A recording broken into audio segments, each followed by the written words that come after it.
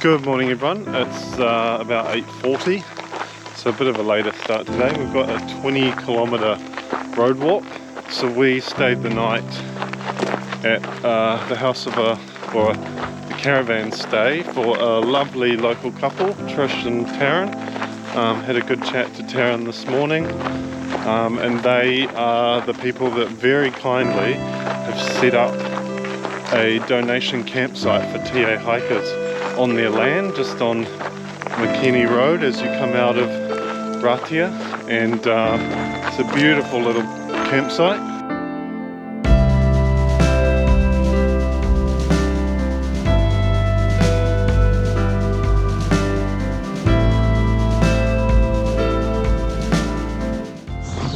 So we've just reached Mangamuka Bridge and past the Mangamuka store, which depressingly is closed. Oh well. So yeah, we're nearly the end of the State Highway 1 part of the walk, and then we go off to the side road and start heading towards the forest.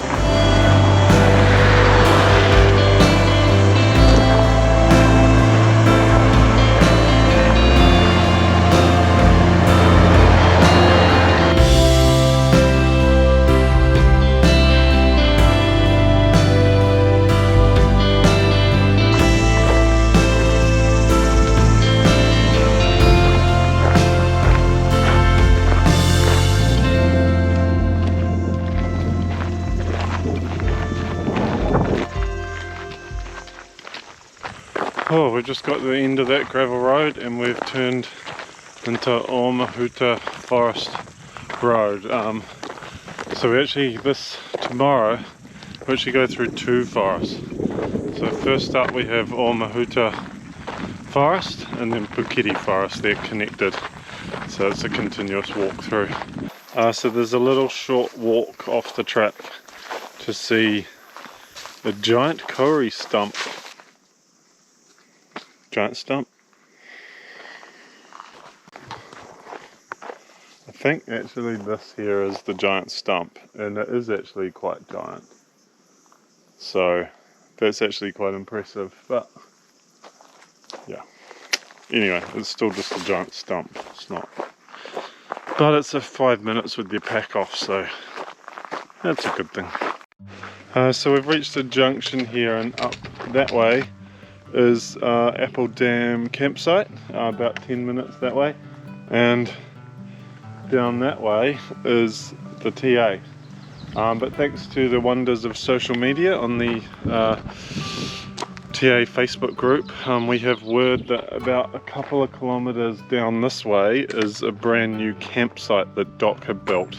The Apple Dam campsite up here is pretty rough. So apparently this new campsite's just been built, so we're going to carry on. I've come to this ford just behind me here now. This is an important point for a TA hiker. The bit of track that we'll be in tomorrow, there's about a 3k section that where you're actually walking in a river, and it's in a gorge that is susceptible to flash flooding. So the advice is, if you get to this ford and there's water flowing over it, that you should turn around, walk all the way out and walk around the forest, which I'd probably I would definitely cry if I got this far and found that. But thankfully it hasn't rained here in forever, and the water's well below the ford. We made it, honey.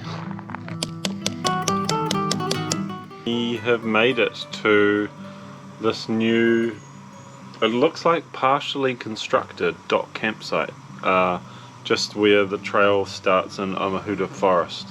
But yeah, it was not an overly pleasant day. Would have been a much nicer day if the Mangamuka store was open, so I thoroughly recommend that people do this day if they can on a weekday, not on a weekend. Wasn't really an option for us.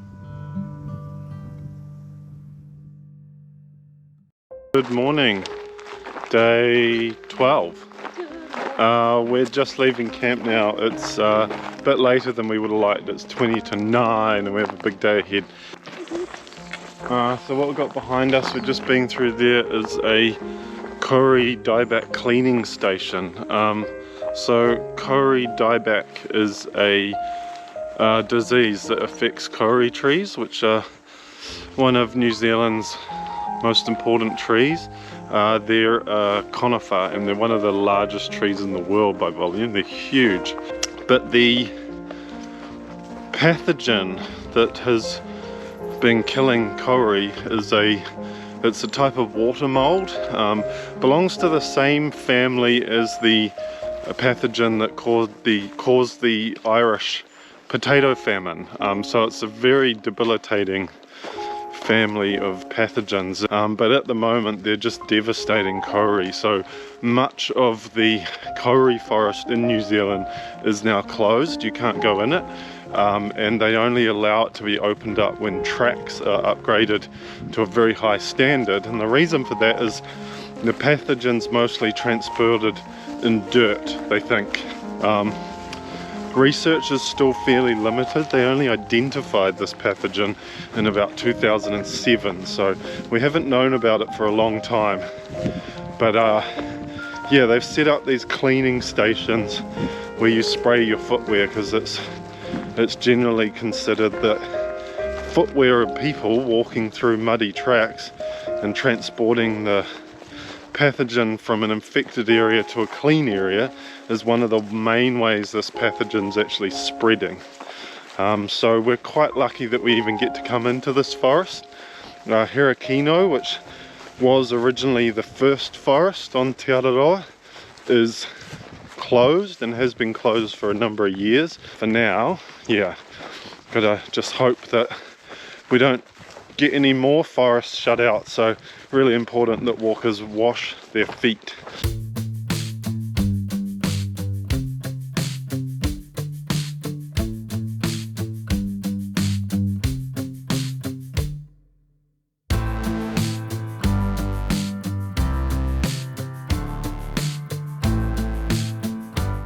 Hey everyone, so we're just having a little OSM break. We've been going for about 2 hours and we've gone about 4 kilometers. So yeah, it's slow in the river, but it's not too bad, and it's beautiful. It's absolutely gorgeous. We've got about half a K left, and then we reach the main river. We cross that and then we turn upstream and we walk on a track on the true left of the main river back upstream. Yeah, loving today. It's been great. It's a bit cloudy, so it's not too hot, and yeah, beautiful, beautiful scenery through this gorge.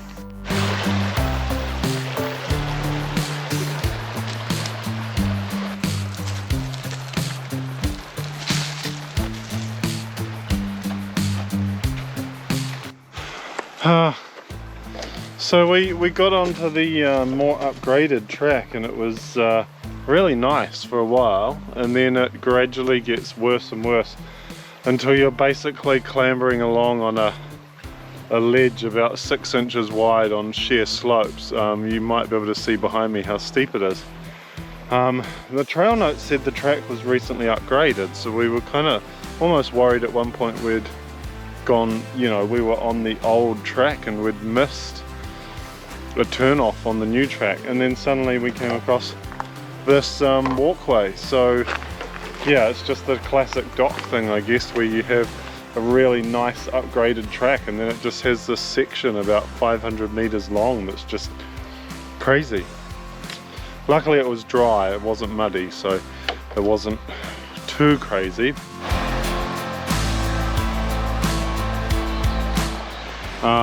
So after our last kind of unpleasant moment, we're not far now from where you leave the river. So we've rolled the dice, as it were, and we're now actually back on the riverbed. The notes say that you can go this way, but there are some deeper sections. We're just kind of hoping that we can get through this last little bit of the river without having to cross any steep bits, and can get back on the track, because the grade of that track up above us is so bad that yeah, it's just we don't basically want to be on it anymore. Hey everyone, so our gamble paid off and we got to where we needed to go, and we're now climbing up a ridge, and this is a beautiful, thus far, track, really nicely graded, constructed track that leads through a grove of young kauri trees. That'll be why the track's so well upgraded. New rules in New Zealand at the moment mean that tracks have to be of very, very high standard if they are going through Kauri Forest to protect them. So it means boxed gravel, tracks, steps, what have you, boardwalks. But although it's a really nice track, still, as you can tell by my breathing, a very steep climb. Kauri like generally growing on ridges and really well drained soil, so that'll be why there's so much kauri around here. So we have made it up onto the top of the ridge, and yeah, it was some of it was really nice. Through the areas where there was kauri, it was well developed, and then the other areas were still pretty steep and rough. But up the top here, there's this amazing grove with some really big kauri in it, and so we've again got this beautiful, well-graded track through here, and we can actually take our time, not worry about our feet, and just admire these absolutely immense trees. They're incredible.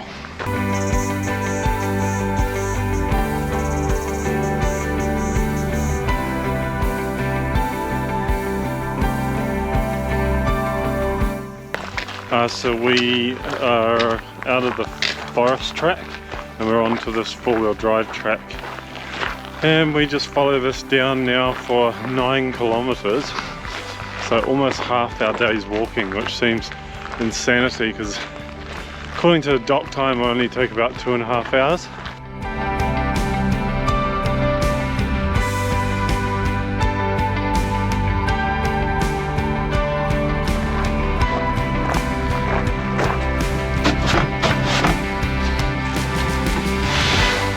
So we've made it to camp. We're just waiting for our water to be treated so that we can have some drinks, and then we'll have some dinner and go straight to bed. We're pretty shattered. 20.5 kilometers today. It took us pretty much bang on 10 hours. Most of that though was actually quite nice. So walking through the river was lovely, through the kauri, even though it was a big climb up a ridge, was really nice as well. And even the road walk at the end, it was just that one section along the ridge was just absolutely brutal. So that really slowed us down.